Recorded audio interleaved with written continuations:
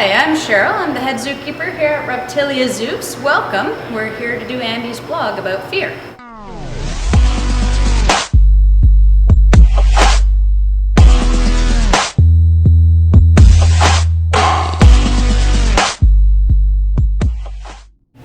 The movement is a big thing for me. I saw a video and it started to move, and I couldn't handle it. I just started like yelling and stuff. Part of it is learning a lot more about that group of animals, why they move the way they do, why they behave the way they do, what is the real danger posed by those animals. Because as you probably know, a phobia is something, it's an irrational fear. So it's not a fear of something that's actually dangerous, that can actually put you in danger.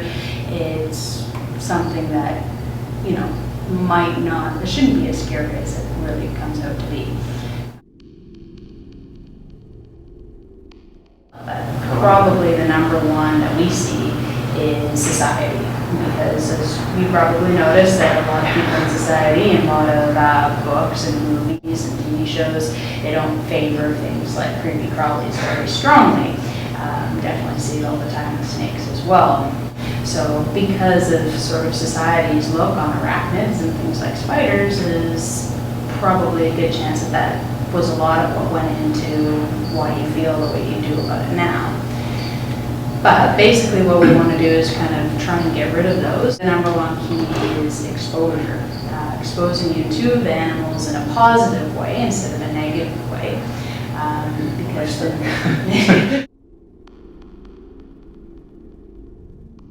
let's think about some of the other similar but different animals. So if you think of something like a scorpion, do you get the same sort of feelings as you would from a spider? I don't know, I feel like a video game for some reason. Like whenever I think of scorpions, I think of like Scorpion from like a video game or something like that. More so combat. Yeah, more combat.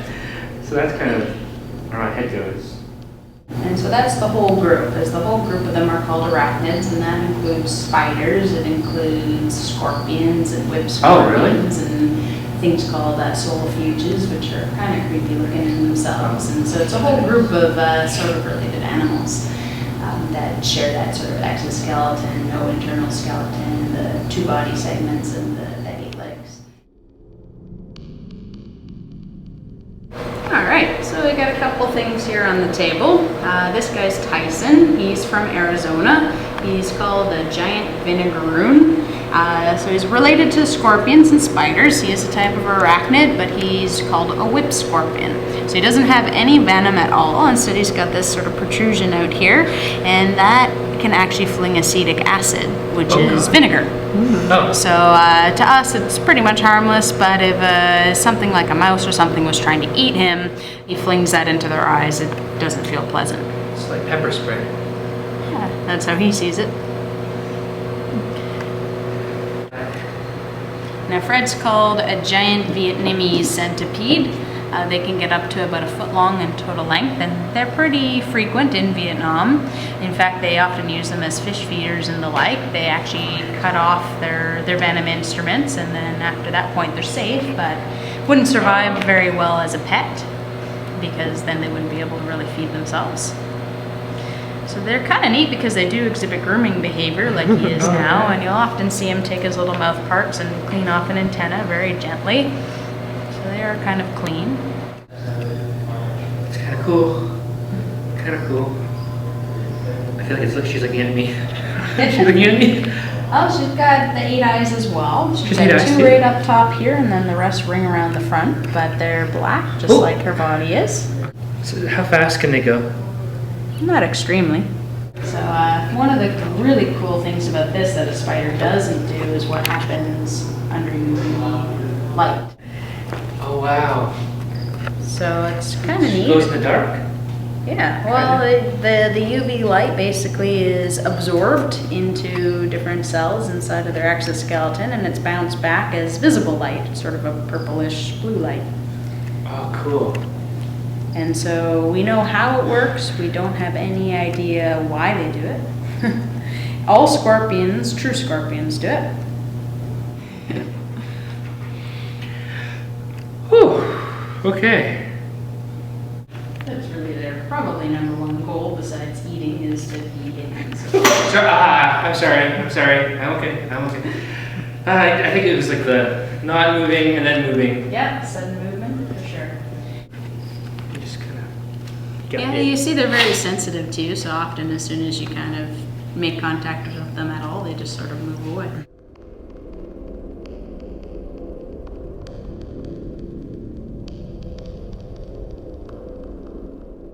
So there's no benefit to something like a spider to bite or be anywhere near a person because we're just a big potential threat or bug squasher as far as they're concerned. So they've estimated currently that there's about 8,000 species of spider.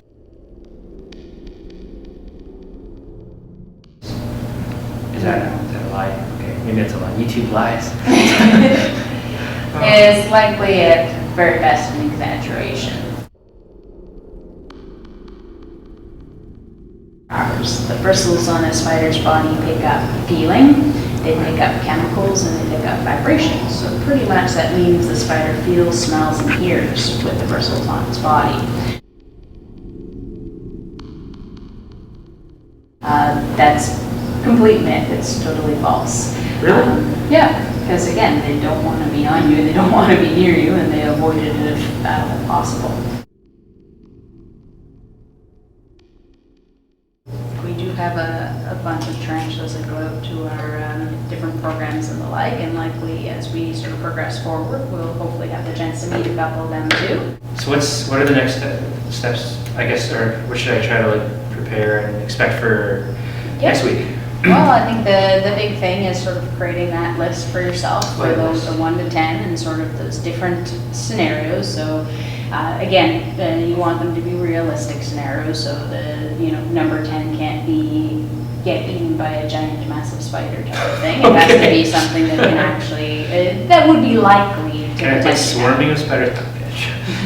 No, so something, it might be maybe seeing one in your room, it might be holding one. You have to decide for yourself what is sort of the worst real life scenario that you can think of, or what would cause the most anxiety for you. Thanks so much for watching today. This is it. Cheryl, thanks so much. It's been a really great experience. You're welcome. A little bit freaked out, but I think we're really progressing. If you guys have any questions or comments, any questions to ask for Cheryl for next week, please let me know. Otherwise, we'll see you next week. Thanks, guys.